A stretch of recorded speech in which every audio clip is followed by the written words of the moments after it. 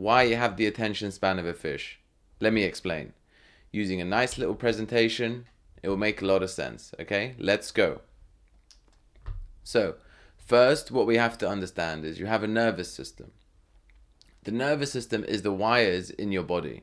Okay, and how these communicate your actions or what you want doing is very complicated, but I'm going to simplify it for you.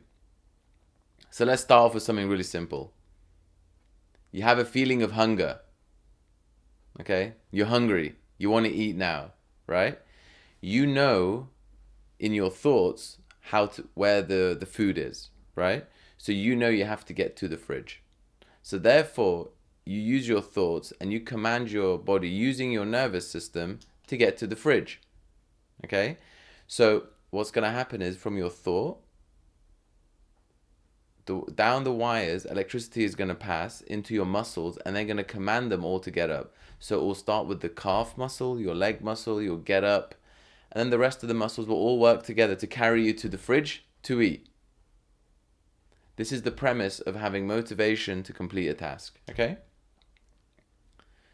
So what's happening is your thought is issuing a command to the body. And this is called like the executive function, or is executing a function. So the message comes from your thoughts, wherever that is. It gets passed down to your body. Okay? And then if your body wants to cooperate or not, it decides, basically, is it worth it for us to do this task? This is why people with ADHD, anxiety, stress will never forget to eat.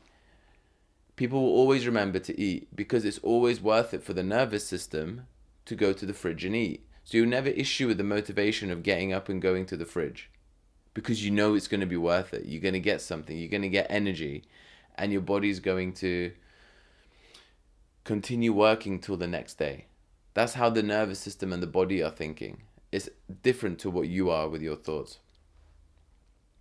So what if the task you're trying to do is really, really tedious? And you can see because the arrow is a bit bigger.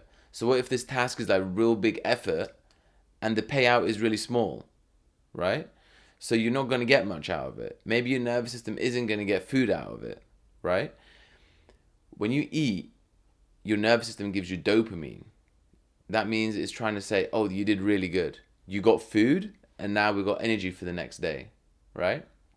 So depending on the task, depending on what you're trying to do, will depend on how much dopamine it's going to give you, your nervous system. So that will control how motivated you are or how often you will do this behavior again. Okay? So for example, if you're trying to read a book, okay, but you've taken like 10 kilos of heroin, it's just not going to work because your body is already like running on this loads and loads of dopamine. It's already super relaxed. It's already feeling a certain type of way.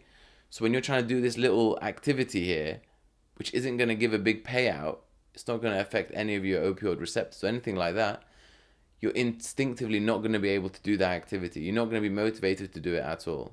Not that I've ever tried anything like this, but as a theory sort of thing. So what's actually going on here, right? Because we understand there is something to do with dopamine here. So what the hell is this, okay? So if we zoom onto this part of the brain, okay, there's an area which creates dopamine. And dopamine is how we say the nervous system decides whether it's worth it or not. It will give you dopamine. Feel that and it will feel good, okay? So dopamine gets fired up from this place where it's made, halfway down your neck, let's say. And basically you will feel it in your mind. You will feel like, this feels good. Okay? So this controls how motivated you are or how often you're going to do a task again. This will control how good you are at work. How, it's a whole system here. And this is what controls human behavior. Why does it do this? Is because you're set up for survival. Okay? Your nervous system is only thinking about how to get to the next day. It's not thinking about, how well you're going to do on this assignment, or how well you're going to do at your next appraisal meeting with your boss, or how well you're going to do the performance review for your staff member. Your nervous system is not thinking like that. It's only thinking is, we need to recruit energy today to survive till the next day. It's because it hasn't developed. It's stuck in the, Stone Ages. It doesn't know the whole world around you has changed. So the main thing your body gives you dopamine for is food. This is something that you have to understand. You must learn to leverage how your nervous system gives you dopamine. You must starve your nervous system of dopamine, so then the other tasks which give less dopamine become much easier to achieve. This is the first essential step in how to improve your attention span. Because your attention span is wavering because your nervous system isn't liking the task. The task at hand is not giving you enough dopamine. So your nervous system is jumping to somewhere else to get it.